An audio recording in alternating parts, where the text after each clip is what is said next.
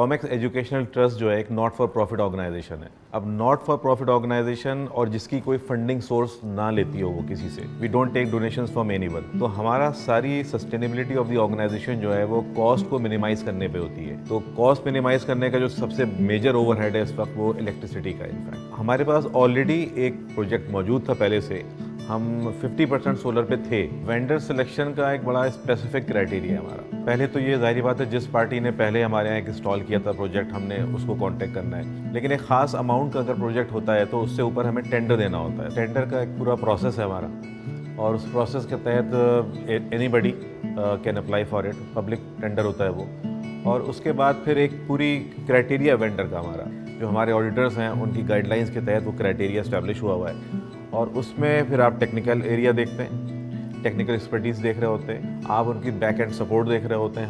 हम उस टीम की अपनी वाइब्स भी चेक करते हैं जो कि इंटेंजिबल्स होती है नॉर्मली, प्लस जो कस्टमर बेस है उसके भी हम फीडबैक लेते हैं जाके। और सबसे आखिर में कॉस्ट मार्जिन कितना है। जब फाइनलाइज हो गया तो फिर एक टाइमलाइन बनी थी हमारी कि जी जो मटेरियल है वो इस वक्त डिलीवर होगा, फिर उसके बाद इंस्टॉलेशन का प्रोसेस शुरू होगा, फिर उस एक्टिवेशन का शुरू होगा। आई थिंक हमने 10 डेज़ की टाइमलाइन रखी थी, और ये 7th डे में ये हमारा मटेरियल डिलीवर हो गया था। तो वो एक्टिवेशन भी मेरा ख्याल है 1 हफ्ते पहले ही हो गई थी टाइमलाइन से। तो we are very happy as far as this process concern. Installation experience हम थोड़े से अफ्रेड थे कि यूजुअली इंस्टॉलेशन में ये होता है कि डिलेज बहुत होते हैं। एक डेडलाइन दी जाती है और उस डेडलाइन पे नॉर्मली काम नहीं होता for various obvious reason, certain obvious reason, certain unobvious reason. Interestingly हम इतना कॉन्फिडेंस हमें दिया गया था वोल्टेक की तरफ से कि हम आगे ट्रस्ट में भी बहुत स्ट्रांगली ये बात कह रहे थे जून 15 को ये प्रोजेक्ट एक्टिवेट हो जाएगा, और बिल्कुल एज इट इज़ ही हुआ था। हमेशा इस किस्म की जो भी आप सर्विसेज लेते हैं तो उसमें बैक एंड सपोर्ट बहुत इंपॉर्टेंट है।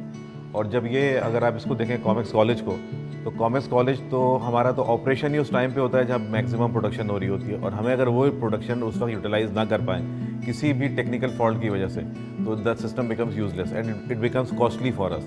तो जो रिकमेंडेशंस मैंने भी जहाँ पे की हैं और मैं अभी और कर रहा हूँ और करूँगा भी, वो यही है कि नंबर 1 इनकी टेक्निकल सपोर्ट बहुत स्ट्रॉन्ग है, and number 2 work is on compassionate ground as well. Usually equation 2+2 की होती है, लेकिन ये 2+2 22 की इक्वेशन बनती है हमारे हिसाब से। इन्होंने क्लेम किया था हमसे कि आप देखें या ना देखें इस ऐप को, क्योंकि आप लोग तो बिजी होते हैं कामों में, लेकिन हमारी टीम बैक एंड के ऊपर 24/7 इस ऐप को देख रही होती है। और फिर हमने उसकी टेस्टिंग भी की है, उस क्लेम को टेस्ट किया है हमने, और फिर हमें नज़र आया कि यस, हमने जहाँ हमारी टीम से ओवरलुक हुआ है ये, तो वहाँ इनकी टीम ने हमें बताया फ़ोन करके कि जी ये प्रॉब्लम आ रही है और इस टर्मिनल पे आ रही है। ना सिर्फ बताया बल्कि टीम भी भेजी उसको सही करने के लिए।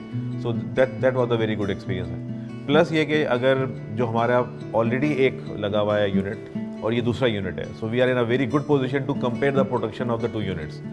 अल्हम्दुलिल्लाह इनकी जो प्रोडक्शन है वो एज़ पर देयर क्लेम वही चल रही है।